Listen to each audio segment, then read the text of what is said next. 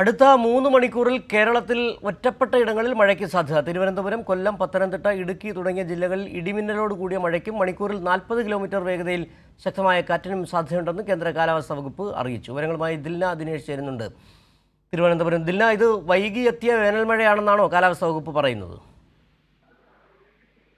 സിജു, 27-ാം തീയതി മുതൽ വേനൽമഴ എത്തുമെന്നായിരുന്നു പറഞ്ഞിരുന്നത്. അതുകൊണ്ട് തന്നെ വൈകിയെത്തിയ ഒരു വേനൽമഴ എന്നതിലേക്ക് കടക്കുന്നില്ല. കാരണം തുടക്കം മുതൽ കേന്ദ്ര കാലാവസ്ഥാ വകുപ്പ് അറിയിച്ചിരുന്നത് 27-ാം തീയതി മുതൽ വേനൽമഴ എത്തുമെന്ന് തന്നെയായിരുന്നു. കഴിഞ്ഞ ദിവസങ്ങളിൽ തന്നെ പല ജില്ലകളിലും ഒറ്റപ്പെട്ട ഇടങ്ങളിൽ മഴ ലഭിക്കുന്ന ഒരു കാഴ്ച കൂടെ കണ്ടിട്ടുണ്ടായിരുന്നു. ഇപ്പോൾ ഏറ്റവും ഒടുവിലായി ലഭിക്കുന്ന മുന്നറിയിപ്പ് പ്രകാരം കൊല്ലം ജില്ലയിൽ ഓറഞ്ച് അലർട്ടാണ് അടുത്ത 3 മണിക്കൂറിൽ.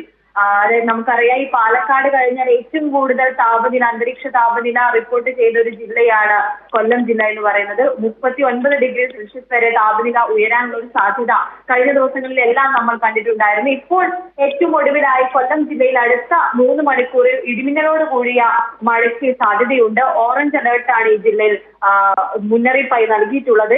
ഈ ജില്ലയിൽ 50 കിലോമീറ്റർ വരെ വേഗതയും ശക്തമായ കാറ്റിനും സാധ്യത ഉണ്ടെന്നാണ് അറിയിച്ചിട്ടുള്ളത്. ഇപ്പോൾ 5 ദിവസത്തേക്കുള്ള മഴ പ്രവചനം കൂടെ വന്നിട്ടുണ്ട്. അതായത് 30, 1, 2 തീയതികളിൽ പല ജില്ലകളിലും മഞ്ഞ അലേർട്ടാണ് നൽകിയിട്ടുള്ളത്. 30-ാം തീയതി കണ്ണൂർ, കാസർഗോഡ് ജില്ലയിലും, 1-ാം തീയതി പത്തനംതിട്ട, ഇടുക്കി, വയനാട് ജില്ലയിലും, 2-ാം തീയതി ആലപ്പുഴ, കോട്ടയം, എറണാകുളം ജില്ലയിലും യെല്ലോ അലേർട്ട് നൽകിയിട്ടുണ്ട്. ഇവിടങ്ങളിലെല്ലാം തന്നെ മണിക്കൂറിൽ 64.5 മില്ലിമീറ്റർ മുതൽ 115 മില്ലിമീറ്റർ വരെ മഴ ലഭിക്കാവുന്ന ഒരു സാഹചര്യമാണുള്ളത്. അതുകൊണ്ടാണ് ഈ ജില്ലകളിലെല്ലാം ദില്ലയാണ് തിരുവനന്തപുരത്ത് നിന്ന് മഴ മുന്നറിയിപ്പിന്റെ ഏറ്റവും പുതിയ വിവരങ്ങൾ പങ്കുവച്ചത്.